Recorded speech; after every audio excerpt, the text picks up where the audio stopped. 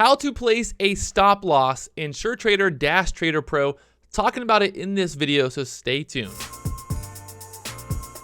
Somebody left the comment asking, how do I place a stop order, a stop loss in SureTrader Pro? Well, it's very simple. It's almost too simple to make a video about, but I thought, why not? You know, that's what I do. I talk about stocks, talk about the mechanics of it, and I wanted to make this little video to explain it in very simple terms. So if you look here, this is the montage. This is the montage over here on the right. This little box over there, right there. That's the montage. Simple. So you probably know that. But how do you place a stop order? If you go down here to the bottom, you'll see limit, market, stop. You click there, limit, market, stop. So you have three different types of orders. Now, how do I put a stop? So I'm going to click stop. And this is the one confusing part. The one kind of weird part about SureTrader Pro or SureTrader Pro, whatever you want to call it. The weird part is that, okay, now this is all there. So let's say I adjust my price there and I do this, click, click, click. I change everything around. If I go to click buy, I actually have to put that all in on this little box. So this is actually going to pop up. This is going to be the stop order box, and I'm going to be able to adjust that. So in here, you're going to have market, limit, trailing, range. So there's all types of different orders for the type of stop order. But for right now, we're only going to talk about limit orders. It's easier. So let's say I want to buy this if it breaks over $1.50. So I'm going to put my trigger price at $1.50, and I'm going to put my limit order there at $1.52. That way, if it breaks over $1.50, I'll get filled there between that $1.50 and $1.52 area. So I'll probably get filled at $1.51, $1.52 max. Let's say it jumps above $1.50 and goes above $1.52, then I won't get filled. That's one risk when you're playing with tight stops on the way up when you're buying. Now, let's say on the way down, I want to sell this baby. So I'm going to go here again to stop. I'm going to go to stop, and right now it's just, so I don't have any shares of this stock. So if I go to sell, it's going to be a short.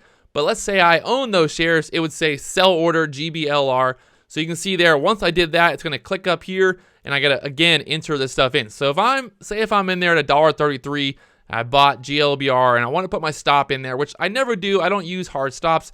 Only very, very, rare days where I'm just like not paying attention, or if a stock's moving really slow, I might put a stop in there. But overall, if I want to put my stop order and I want to get my stop loss set there, I'm going to go here to order type. You got the market, you got limit, trailing, and range again. So there again, there's two things. We're going to stick to the limit order. So let's say that GLBR starts to crash. I'm going to put my stop there, trigger price there at $1.29. We'll just say $1.29, and then I'm going to give a little bit of range here, and I want to get filled with a limit with the 25, $1.25, $1.29 being the trigger. So if it drops below $1.30, it hits $1.29, my order will then be placed, and it will go to the market and go to the book. That way, I'll either get filled, at $1.29, $1.28, $1.27, $1.26, $1.25.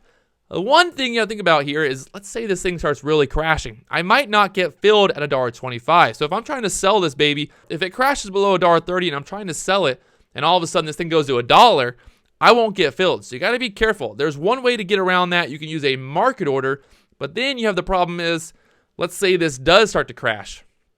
And let's say it very rapidly just crashes down. It hits $1.20 and then bounces back up. I'm going to get filled there at the worst possible price most of the time. When I use a market order, I'm normally going to get filled at the worst possible price. That's always my luck. So if this thing dropped below $1.30, it went to $1.20, I would probably get filled at $1.20. Even if it bounced back up to $1.29, I would still get filled there at $1.20 because that's how market orders work. You're going to get filled at whatever the market is at that time. So you got to be careful when using a market order on your stop losses. That's one of the reasons these stops get ran. So right now you can see we're breaking below $1.30, a lot of stop losses sitting there, and it just starts crashing really quickly because of that. So if I have my stop there at $1.30, I'm going to instantly get out, and with the market order, it starts to really just sell, and just starts to crash the stock down. So be careful when you're using stop losses. Be careful when you're using market orders, because there it goes, GLBR, proving the point that all those stops right there are getting ran. So there it is, down there to $1.20. Perfect example here. We'll see if $1.20 is going to hold. And there, look, stop losses. Boom, boom, boom. Those are all stop losses getting ran right now. And that's exactly what's happening. So you can see literally from $1.32 down there to $1.17, all those stop losses. You got stop losses at the $1.25 area. People that's the support there. You got stop losses there at $1.20. So now it's halted. That's bad, bad, bad. If you're in this stock, you do not want to be in a halt on the way down. This I really worked out as a great example for this video. But you can see here how to place of that order. So again, if I want to place my stop, I want to sell. So let's say I'm in GLBR there at $1.20. I want to place my stop there. I'm going to press sell, which will normally be there, but press sell. And I'm going to click there to limit order. And I'm saying I want to sell, ding, ding, ding. So very simple, very easy. Once you place it, it'll go there to your order window. It'll be there. It won't activate until that area gets hit. But hopefully this gives you guys an idea of how to use a stop loss. Like I said, I don't recommend using stop losses for the sheer fact that something crazy like this could happen where it just starts to drop really fast and all of a sudden it goes back up. You have a lot of manipulation, people running the stops. The overall market makers can see those stop losses. So be careful if you're using stop losses. Do a little bit of research. You'll learn how the overall market makers are using, these key areas to look at. So you got to learn about this stuff. You need to understand how it all works and how the market makers are making the market running your stops. Talk to you guys later.